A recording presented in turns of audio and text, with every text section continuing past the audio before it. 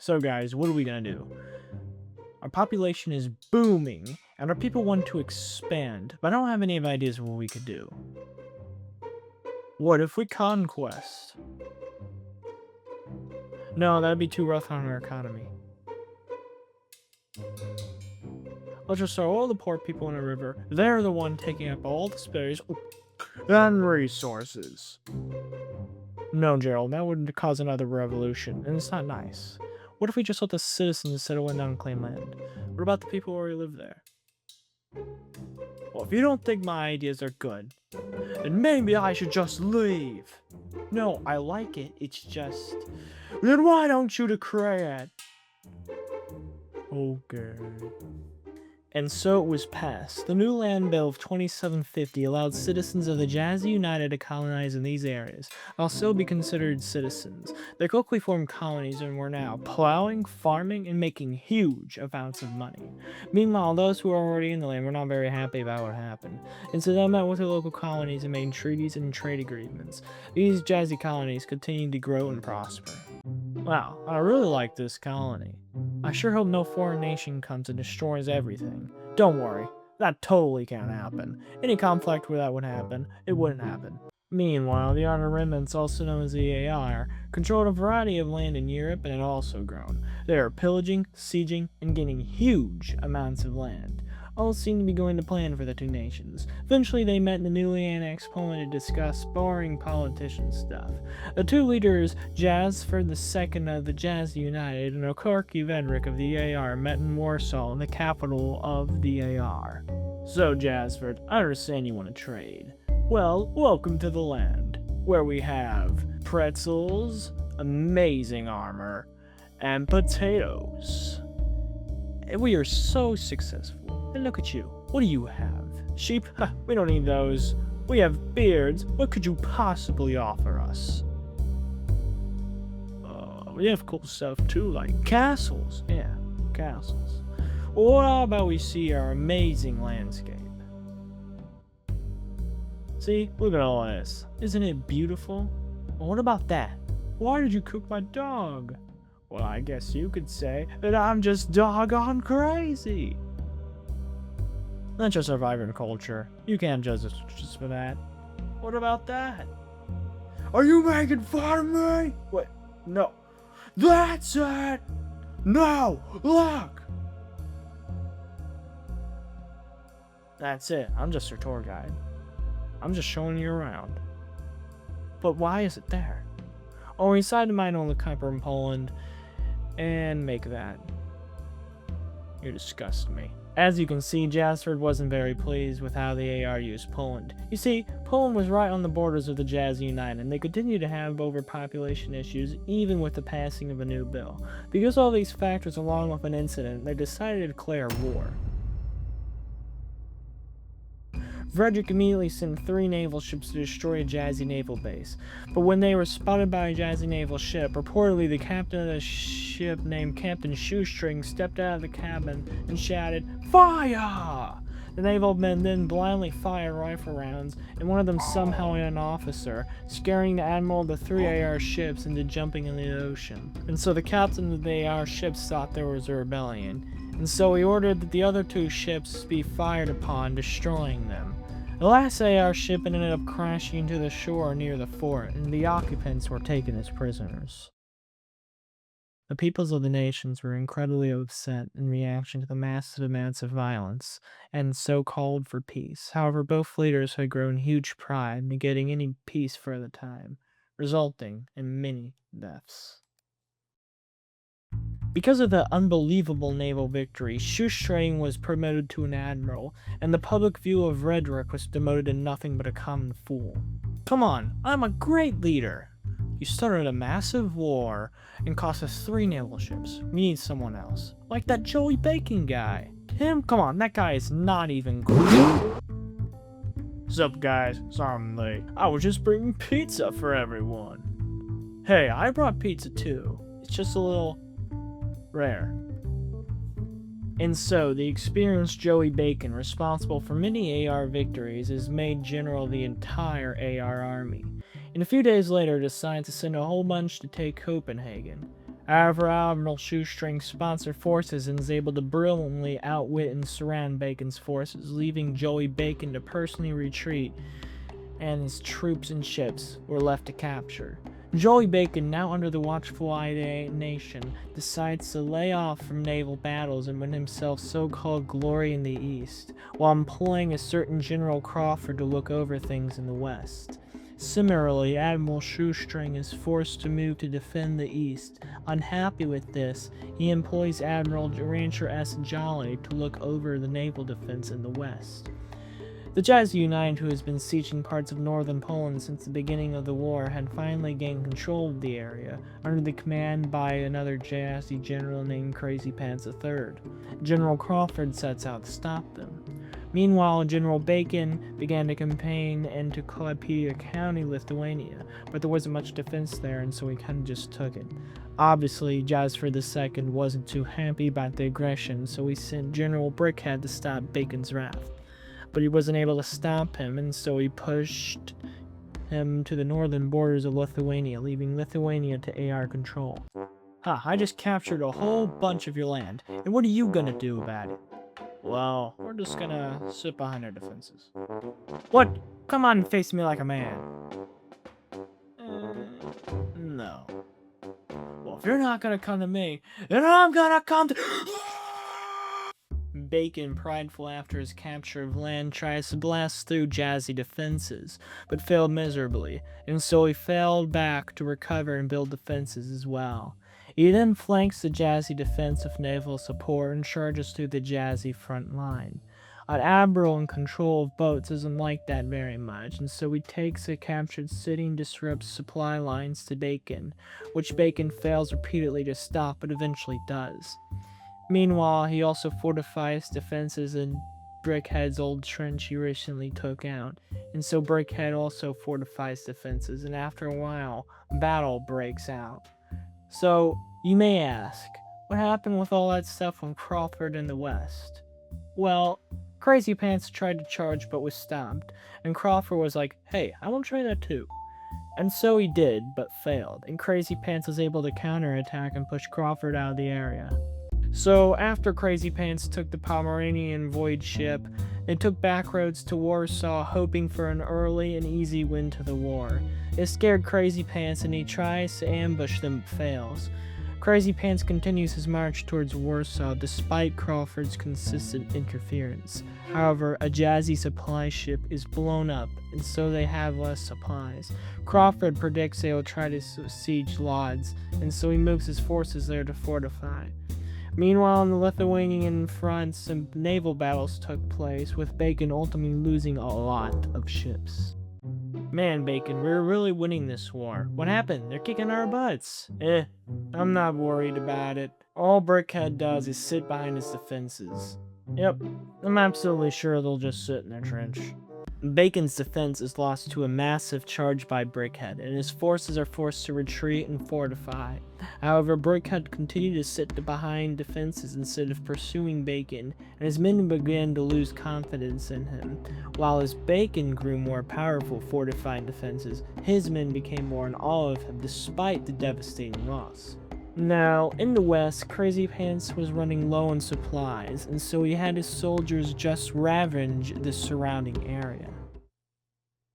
Many poor farmers and AR citizens who had already been conquered by the AR, lands they had for years, and food they needed was stolen by Jazzy forces, forcing them to wander unprotected in other nations and often face starvation, or worse, brutal imprisonment. Still wanting more supplies, Crazy Pants lays siege to Calais. Hey, give us your city and supplies! See, Bill, that is how you intimidate people into getting what you want. I mean, what are they gonna do about it? I mean, they're just all a bunch of peasants. They probably don't even know how to use a gun. Why aren't you laughing? Oh. Crazy Pants is forced to fight against city militia who hold off until Crawford arrives to save the city, but his forces are still defeated anyway. So they're like, what if we just explode the city? And so they do, making the city and its resources useless. rendering their win a huge setback. Now, you'd think after losing large numbers of men, a supply line, and almost all their supplies, Crazy Pants would retreat and go home, but you're wrong, and so was Crawford mistakenly. In response to the loss, Jasford II demands that Crazy Pants retreat, but he said no. And so Jasford II was all like, well, then you're a traitor. And Crazy Pants was like, deal with it. Crazy Pants then gave a massive speech to his troops where he lied a bunch. Despite this, it massively improved their morale. Meanwhile, Jasford II sent his son, Jasper III, to have control of the Pomeranian voyage ship, giving him also control of stationed troops there as well. Sir, I have news to report. What could it possibly be, Gerald? Can't you see I'm busy? But Sir, Crazy Pants, he's advancing to Warsaw. Yeah, right. Like he's gonna attack after all the... Crazy Pants was advancing towards Warsaw, and Crawford, who was scared, sent his entire army to stop them. But he failed. You wanna know why? Here's how. You see, Crazy Pants knew that Crawford had little worry of him after the Battle of Calais, and Crazy Pants, taking advantage of this, secretly stationed troops beyond the road on both sides, and he sent a small force down the road. And when Crawford's forces attacked a smaller force, the two larger forces surrounded the attacking AR forces. Crawford, watching the battle, is completely astonished and passes out. He is then captured by Jazzy forces. The battle is a complete Jazzy win. It is one of the most brutal and bloody battles of the entire Bingus Quest lore, with around 900,000 casualties in one day. The two leaders decided to form a temporary truce due to the massive loss of life. However, Crazy Pants did not consider it valid, and reportedly called it quote-unquote AR propaganda to forces in his speech. Hey, I thought we called a truce. This is Crazy Pants guy still trying to attack Warsaw. Hey, I didn't tell him to do that. He's gone rogue. Oh, and I suppose Brickhead's gone rogue too. He's had 4 thighs as well. What? No, I lied that. See? He's clearly against us. I declare war! We're already at war. Then I declare war plus infinity. Oh. Frederick does not believe the still fighting Crazy Pants, who later began to siege Warsaw, had gone rogue, and so he ended the truce shortly after it began, and he sent General Bacon to defend Warsaw, who was not pleased to leave his front. And so Crazy Pants sends an ultimatum to Frederick himself to try to gain a surrender before Bacon arrives. Sir, General Crazy Pants has a message. Oh, is he surrendering to the mighty and powerful and awesome mayor? No, it's actually an ultimatum. Ultimatum? Who does this guy think he is? Is he crazy? I mean, it's in his name, so forget that. What's even in the letter? Well, he demands $1 billion, the city of Warsaw, and complete control of the Jazzy United. Oh, well, that doesn't sound so bad. Oh, and he wants their chicken nugget that sort of resembles Mario. What? That's completely unreasonable! So, what do we do then, sir? Nothing. Wow, that's so smart. We can buy time for General Bacon to get here. No, I said nothing because I have no idea what to do, but sure, let's do whatever you said. So Frederick ignored the ultimatum, and so Crazy Pants led siege to Warsaw. But when General Bacon arrived, he fled, and was pursued around the country, and eventually Bacon was like, hey, I'm tired of this. So he took back the Pomeranian voyage ship. Crazy Pants is devastated, as the only trace of his career is gone, and he continued to become more crazy to the point where even his own men began to doubt his sanity. Hey, do you think Crazy Pants is starting to lose it? What? Crazy Pants is completely sane. Look at him over there. I've invented potatoes! Praise me! See? Perfectly fine. Crazy Pants by this point had practically completely lost his mind and decided to mobilize troops to annex Denmark, becoming a traitor to his people. He told his troops that Denmark had quote-unquote rebelled, and somehow they believed it and he had their full support. Crazy Pants rushed right through Denmark's little military presence, and in the chaos there was so much confusion that people didn't even know who was fighting for who, and so people just began shooting anyone with a gun. Still, however, Crazy Pants is able to push through southern Denmark with haste, and many of those in Denmark decided to join Crazy Pants, viewing him as a hero. Eventually, the governor of Denmark tried to reach out to the Jazz United, but communications were destroyed, and he was forced to meet with General Crazy Pants. Reportedly, during their discussions, Crazy Pants was very hesitant to accept any agreements and imposed various completely unfair and unhinged ultimatums, resulting in the governor eventually flipping over his table in rage. In response, the Crazy Pants roundhouse kicked him across the room and declared himself king, separating Denmark from Jazzy rule. The next day, he gave a huge speech which somehow massively gained their support. Mind you, this is the same man who stormed the country, is responsible for over 900,000 deaths, and roundhouse kicked the governor of Denmark across the room. Now, Crazy Pants began to go mad with power, and instilled harsh penalties with those who didn't support the new rule, resulting in the deaths of many, including the governor. At some point, Jasper II found out about Denmark, and he wasn't too happy about it, so he sent Admiral Shoestring to deal with Crazy Pants' insanity. Crazy Pants is about to invade the Pomeranian void ship. However, Admiral Shoestring begins to attack forces along this coast, and so Crazy Pants is forced to go back, but Shoestring leaves and attacks along the other parts of the coast. Hey, stop attacking me with ships. It's too far. You're insane! That's a lot coming from you, General Crazy Pants. Hey, that's King Crazy Pants to you, and I'm not insane. I'm just different. Shoestring continually attacks Denmark's coast, both sides ignoring a temporary truce between the AR and Jazzy United. This continued until Crazy Pants was like, hey, you know what? I got ships too. And so we pulled ships from Fort Peabody to attack Shoestring, which was weird because most of the navalmen there used to be under command of Shoestring. Eventually, the two sides clashed in a naval battle that was a Crazy Pants victory. Admiral Shoestring decided to die with his ship. King Crazy Pants then laid heavy siege to the Pomeranian void ship, but Bacon took home the bacon, and Crazy Pants was forced to retreat to Denmark with Bacon in pursuit. On top of this, Admiral Rancheress Jolly destroys a whole bunch of Crazy Pants' ships. King Crazy Pants, in a final act of madness, makes quite possibly one of the most absurd military choices in the entire war. Alright, we're not gonna give up without a fight. We're gonna turn around and face them like men. What? They have more troops than us.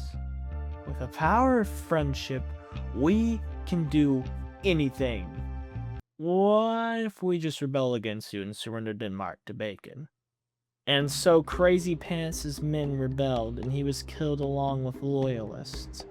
And Denmark surrendered to Bacon, which was a massive loss for the Jazz United, and so both sides increased their fighting armies. Now, you may be wondering what happened with the East. Well, after Bacon left, at some point, General Brickhead took Lithuania. So Bacon promoted and sent General Long John, and not much really happened after that. However, when both generals had gotten more men, Long John tried a massive charge against Brickhead, who was able to hold off the massive attack.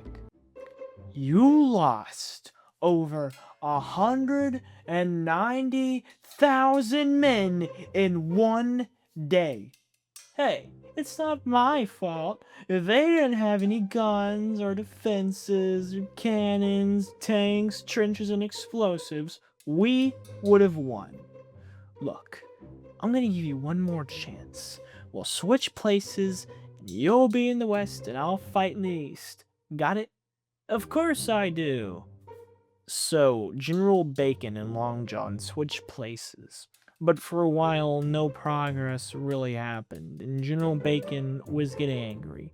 So he had Long John prepare to flank Estonia by going along Jazzy's colonies, and so Long John leaves 200 troops in Denmark as he begins his campaign.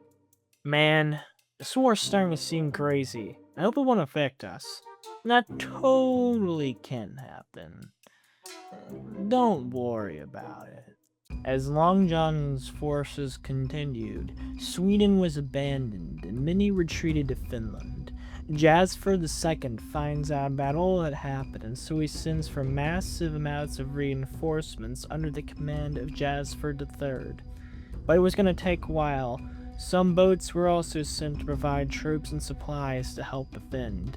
The governor of Finland also drafted colonists and refugees out of fear of the AR. Long John's forces moved around Sweden, destroying colonies and slaughtering even civilians. Even colonies untouched by the wrath starved or faced even worse fates. All this included natives who had been there from before the war. Soon enough, Long John's forces drew near, forcing the front to be defended only by a force of 300,000, mostly supported by troops transported by the boats, and those who volunteered. They were outnumbered more than 2 to 1, and the governor gave a rousing speech to the defending troops. However, unfortunately for them, Long John's forces still overpowered the defense. But shortly afterwards, Jazzy's forces arrive, and so Long John is forced to fall back to Sweden and retreat. What happened here? The AR overpowered us. That's insane. And worst of all, what? Tell me! They said Vegas was funny. Vegas is serious! Not funny! How can I say that? Let me for what they done! I won't make them pay! Hey, look what I can do. Jasper III was not very happy about the loss at the front, and so he vowed revenge against General Long John and began to pursue him. And many battles, clashes, and even a front happened, with one resulting in one of the most highest amount of casualties throughout the war. A lot is left out here. If you're interested, check in the description. But eventually General Long John falls all the way back to Denmark. But both forces had little men and supplies left and were all tired. Yet, while Long John is in Denmark, he's able to rebuild his forces, all while Jasper III is far away from any potential supplies or reinforcements, and so he's forced to retreat to the finish line as Long John begins another campaign. Eventually, a Finnish front is established with both forces battling as Jasper III is able to secure more troops. This goes on for a while until Jasper does a failed charge, resulting in a massive loss, and he's pursued further into Finland. Hooray! We're winning again. Get some wine so we can celebrate. We're out of wine. And just eat some bread. We're out of that too. What do we have? All we have left is this pig. That's it? Yep. Long John and his forces may have been successful, but they began to run very low on supplies, including ammunition, and so they fortify, hoping to make Jasper III still think they were powerful. Both forces eventually fortify and sit there until the end of the war.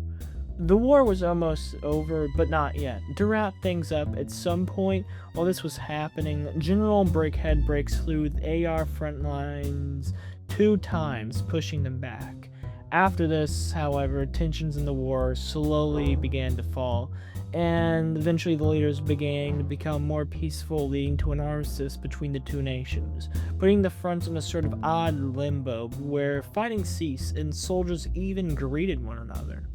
Eventually the war ended and the leaders agreed to a truce that in summary granted that most of Poland be shared land and Denmark be kept by the AR. Both sides agreed to release control of Sweden, Norway, Finland, and parts of Russia with colonies allowed. both sides, in order to recover, agreed to temporarily share resources for 1 decade. However, the two leaders in pride publicly state that the war was the other nation's fault. And so that is that. So, what do we learn from all this? That pride becomes before the fall? That arrogance can cause much damage? Or that history favors the bold? I don't really know.